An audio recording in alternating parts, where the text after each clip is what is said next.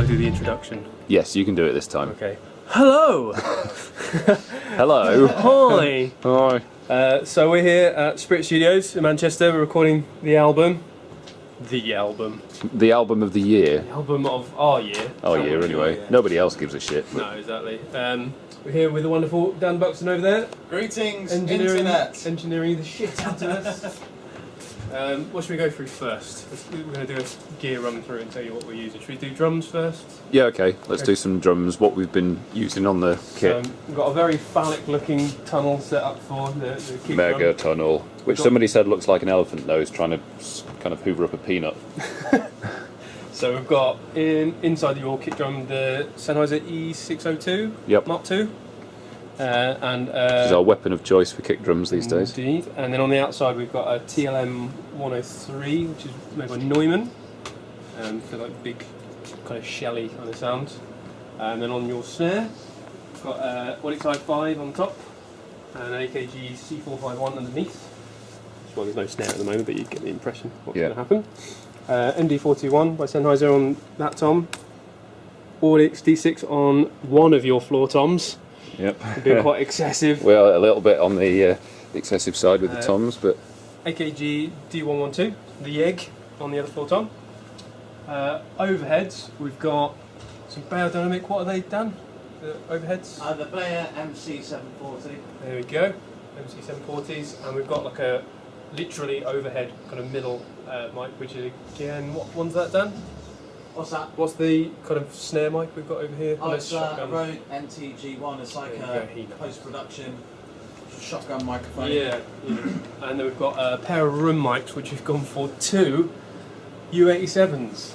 Incredible. One over there and one over there. And they're running into some tasty bit of outboard, that Avalon jobby, which sounds massive. And after some extensive production, they sound like this.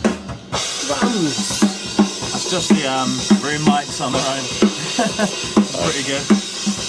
They sound awesome, All of which is running into that. Oh. So all this running into the big Neve console. Should we look at guitar? So much the same way that we had everything set up for the previous EP, except a very expensive version. We've got lead and mofo through the Harley Benton 2x12, the Sebastian V30, isn't it? This time we've got three mics, so we've got an SM57 off axis, we've got the Audix i5 on axis down the bottom there, and we've got the Audix D6 there, which is more of like it's usually used for kick drums and things, but it just sounds super beefy. I just hit my head on the ceiling. Ah, poor John. So that's guitar, really. We're also taking a DI, which is running into a Tube Tech compressor, just because we can.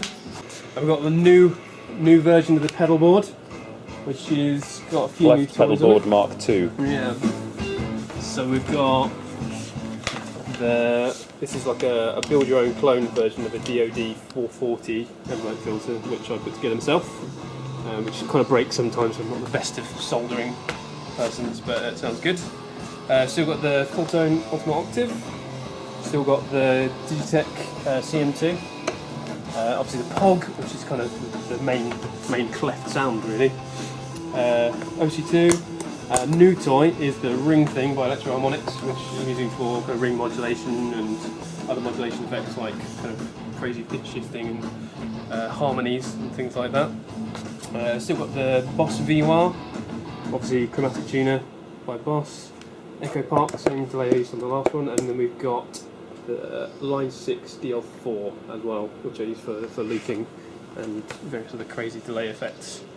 And that's splitting at my delay pedal and going into the DI over there, and then going to a Tube Tech compressor over in the rack, which sounds pretty ace. Pow! And still the same guitar, so we've got the Telecaster Blackout, and then also the straps over there with my Strat as well. And that's everything. You want to talk through your drums, what you're using? Yep. I'll take the camera for this bit. Oh, there you go. There we go. John type. Right there. It's a bit dark over here. Yeah. So, slightly different kit setup this time. Because one of my bass drums is in Germany at the moment, being repaired, I have the bass drum from my gig kit, which is a Sono 3007 Maple, 3005 Maple even.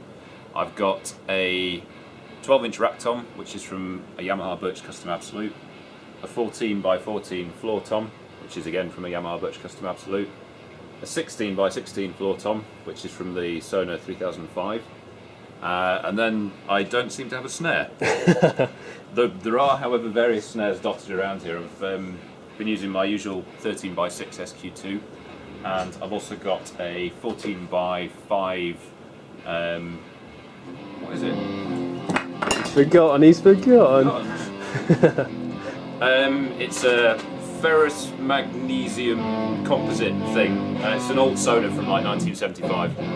Is it that old? Yeah, Bloody it's hell. old, but it sounds great. Really tight, really punchy. And then I got a 14x7.5 Sonolite snare drum as well, which is in one of the cases here, which I've used for a few things. And my cymbal setup is identical to what it was on the previous EP as well. Sabian HHX 13-inch groove hats, 18-inch Ozone Crash, 6-inch AA Splash, a 21-inch HHX Groove Ride, a 6-inch Black Ice Bell by Stag, a 19-inch HHX Extreme Crash. Extreme! So extreme! And then a little Stag 12-inch China with a cut-down 10-inch splash on top of it. I think it's actually about 9 inches once I had a go at it. And that's largely it. I've got a Mapex Falcon pedal, Iron Cobra hi-hat, and some random Tama hardware. All that stuff. Pretty much it, and a stool, which And is a quite stool. comfy. For your Makes bum. my bum not sore, which is all good. Yeah.